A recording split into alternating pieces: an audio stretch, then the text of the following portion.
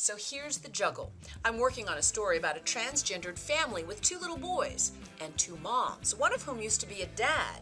Now, everywhere you look, whether it's the pregnant man or Chastity Bono, gender identity issues seem to be everywhere. Chaz Bono has come out and said she is going to transition to be a he. What are the recommendations for how long you have to live as a opposite gender before you can have surgery?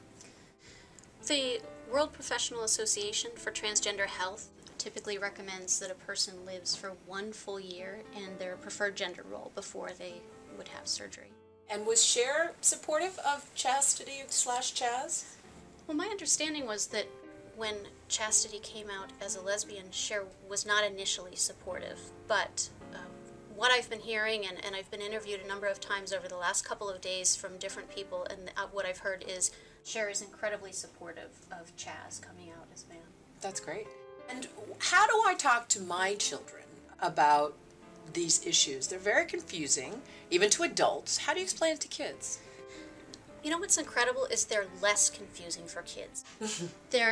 We just make them so incredibly abstract and complicated and try to figure out, because we have this societal taboo of gender. If you're born this way, you should be happy this way.